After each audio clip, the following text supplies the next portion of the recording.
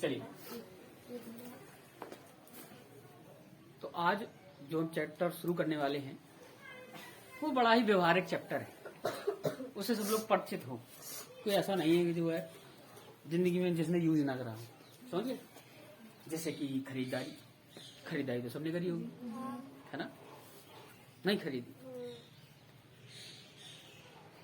तो एक दुकानदार है और एक है ग्राहक, समझ गए? ग्राहक दुकानदार के पास जाएगा और कोई वस्तु खरीद के ले आएगा, समझ गए? तो जिस मूल्य पर, मूल्य समझते हो, कीमत, जिस कीमत पर किसी वस्तु को दुकानदार बेचेगा इसको, वो दुकानदार के लिए क्या कहलाएगी, जानते हो? क्या कहलाएगी? विक्रय मूल्य। यानी कि एक कोई वस्तु है, ठीक है, और ये इसने क्या किया, 100 रुपए में दे दी। तो ये जो 100 रुपए है बेटा, 100 रुपए, ठीक है, ये ग्राहक के लिए कौन से मूल्य? ग्राहक के लिए कैसे है? और दुकानदार के लिए क्या है? मूल्य वही है, 100 रुपए। किसी के लिए विक्रय मूल्य है, किसी के लिए, यानी कि एक चीज समझ गए, क्रय मूल्य समझ गए क्या? जिस कीमत पर कोई वस्तु क्या करी जाती है? खरीदी जाती है, ठीक है। और विक्रय मूल्य कौन सा मूल्य कहलाएगा? जिस पर बेची जाती है।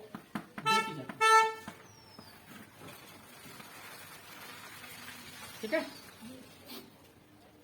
अच्छा, दुकानदार भी तो कहीं से लाया होगा, दुकानदार भी तो कहीं से लाया होगा। तो दुकानदार उस वस्तु को जितने रुपए में लाया होगा, है ना, तो वो दुकानदार के लिए क्या मूल्य होगा? विक्रय मूल्य होगा। अब थोड़ी देर के लिए सोच लेते हैं कि वो 90 रुपए में लाया कहीं से कहीं, 90 रुपए में लाया और उसके बाद कितने में बेच दिया? 100 रुपए। दुकान कितने लोग रखे हो? हाँ, दुकान जब रखते हो तो क्यों रखते हैं हम लोग दुकान? ताकि हमें क्या हो? लाभ हो, फायदा हो, पैसा आए, है ना? सोचो, कहीं से आप 100 रुपए की चीज खरीद के लाए हो, 100 रुपए में ही बेच दी। ऐसा अगर करते होते तो क्या फायदा मिलता? फालतू का पेट्रोल और खर्च करते, वहां से जाते लेके आते। तो कहीं ना कहीं माइंड में क्या चल रहा होता है? लाभ चल रहा होता है, फायदा चल रहा होता है, तभी ना ऐसा करते हो, दुकान रखते हो। वो भले ही बोलो कि नहीं भैया इतने की लाए हैं हम, इतने की दे रहे तुम्हें, दुकानदार झूठ बोल रहा है ना? ऐसा नहीं होता, कोई भी व्यक्ति उतनी वस्तु में नहीं बेचता। तो एक्चुअली वो हुआ क्या, इस दुकानदार ने 90 का लिया और कितने में बेच दिया? 100 में। तो बढ़ा के बेचे ना, है ना? विक्रय मूल्य ज्यादा है किससे? क्रय मूल्य से। अगर ऐसी स्थिति आ रही है देन क्या होगा? लाभ। क्या होगा? जैसे हम लोग क्या जानते हैं? फायदा, हिंदी फायदा हो गया, है ना? घाटा कब होगा? ज्यादा में खरीदे और कम में बेच दे। करना तो कोई नहीं चाहता ऐसा। बेबसी किसी की हो जाती होगी, वैसा करता हूँ, कुछ बेबसी हो जाती होंगी। जैसे कोई चीज खराब हो रही है मान लो, और पता है कि आगे चल के बिल्कुल खराब हो जाएगी, इससे पहले निकाल दो, थोड़ी सा सस्ता कर दो तो बिक जाएगी। तो आदमी थोड़ी बहुत घाटा सह के क्या करता है, उसको निकाल देता है, क्योंकि पता है कि अगर पूरी की पूरी खराब हो गई तो फिर ज्यादा घाटा लग जाएगा। ऐसे में कुछ तो आ जाएगा। अरे करते होगे नहीं, दुकान रखे हो, सब जानते होगे। कोई चीज खराब होने वाली होती है तो उसको क्या करते हो? कम मूल्य करके उसको बेच देते हो। घाटा लग रहा है लेकिन चल जाएगा, क्योंकि ज्यादा घाटा से बचने के चक्कर में, समझ गए? तो ये बात समझ में आई कि नहीं आई? कब फायदा होगा, कब घाटा होगा, यानी कब लाभ होगा, कब हानि होगी। अगर विक्रय मूल्य बड़ा है, विक्रय मूल्य मतलब बेचने वाला, अगर विक्रय मूल्य बड़ा है किससे? क्रय मूल्य से, तो क्या होगा? घाटा की फायदा? लाभ होगा कि हानि होगी? लाभ। अगर विक्रय मूल्य बड़ा है तो लाभ होगा, और क्रय मूल्य बड़ा है तो हानि होगी, है ना? तो यहां से हमने कुछ चीजें समझी और फॉर्मूला भी बनाने की कोशिश करेंगे। जैसे किसी वस्तु को आपने 100 रुपए में खरीदा, कितने में खरीदा? 100 रुपए, और जाके 120 में बेच दिया, तो लाभ कितना हुआ? 20 रुपए। लाभ कैसे निकाला बताइए जरा। आपने 120 में से 100 को माइनस किया, क्या नहीं किया? अच्छा एक बात बताइए, 120 क्या था, कौन सा मूल्य था? विक्रय मूल्य था। विक्रय मूल्य मतलब बेचने वाला। तो क्या हम यहाँ विक्रय मूल्य लिख सकते हैं? क्या 100 को हम क्रय मूल्य लिख सकते हैं? और यहाँ से क्या किसी को चमका कि लाभ का फार्मूला हमने निकाल दिया? अरे लाभ बराबर फार्मूला ले लिया। ऐसे सोचो कि थोड़ी देर के लिए सोचो कि 100 रुपए की चीज थी, हमने 80 की बेची। 100 रुपए की चीज थी, 80 की बेची, तो अब लाभ होगा कि हानि? तो हानि कितनी होगी? 20 रुपए। कैसे निकाली? जैसे आपने 100 में से क्या किया? 80 को घटाया।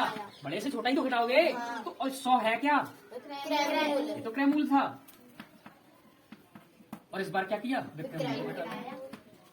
तो क्या हानि बराबर फॉर्मूला आ रहा है? तो एक लाभ बराबर फॉर्मूला हो गया और एक हानि बराबर फॉर्मूला। समझ गए? चलिए कुछ सिचुएशन जरा इनको जरा गौर करते हैं। क्रय मूल्य है 150 रुपए। क्रय मूल्य का मतलब हमने वस्तु को खरीदा है या बेचा है? कितने में खरीदी? 150 में खरीदने के बाद मन कर रहा है कि 40 रुपए का हम लाभ ले ले, फायदा ले ले। समझ गए ना?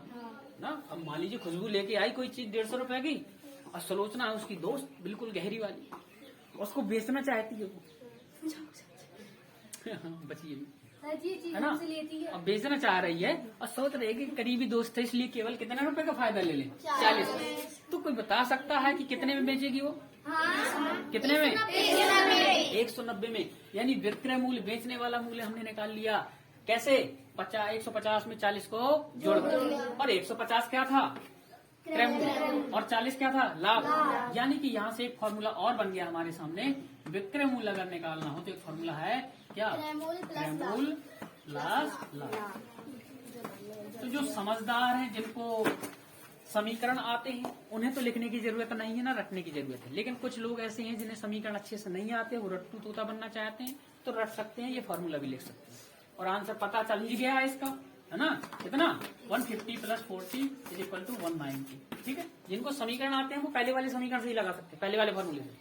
उसी में जो पता है वो रखते जाओ, जो नहीं पता एक्स मान लो, तो यहाँ वहां करके अपने निकाल दिया। तो इतनी सब चीजों से रटने से बच जाओगे। बाकी किसी की इच्छा है तो रट सकता है, कोई दिक्कत नहीं। आइए अगला सवाल देखते हैं। विक्रय मूल्य मतलब बेचा, है ना? हाँ, इस बार जो है सुनील भाई साहब ने 400 रुपए की कोई बेच दी थी, है ना? और हिमांशु को बेच के खुश हो रहा है, दीपक को कान में बता रहा है कि 80 रुपया मिल गया, फायदा ले लिया। 40 की बेच के कोई चीज इसने कान में फुसला रहा है। हाँ 400 में बेच के कह रहा है मुझे 80 की फायदा ले लिया मैंने, खूब दोस्त है मेरे, लेकिन 80 मार दी मैंने। कोई बता सकता है कितने में आई थी? इसने चीज कितने में खरीदी थी? 320। अब कैसे निकाला? 400 यानी क्रय मूल्य कितने में खरीदा था ये निकालना था। तो इसके लिए एक फॉर्मूला फिर से देख रहा है हमें आता हुआ क्या? 400 में से 80 घटाया ना, और 400 क्या था? विक्रय मूल्य। तो विक्रय मूल्य माइनस तुम्हारा लाभ, है ना?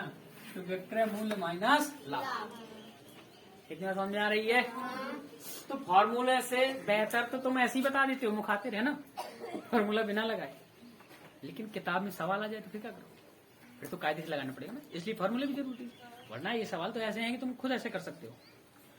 और देखते हैं, इस बार ध्यान समझना, है ना? जिसको आता है वो थोड़ी चुप रहे, मैं किसी से पूछूंगा, है ना? भारती, विक्रय मूल्य 500 लिखा है।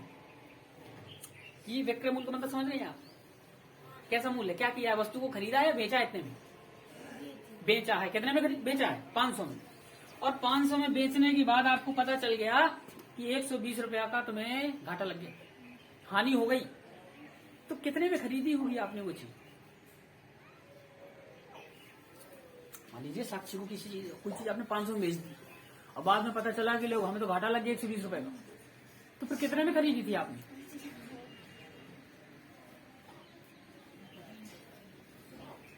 साक्षी आप हेल्प कराओ, है ना?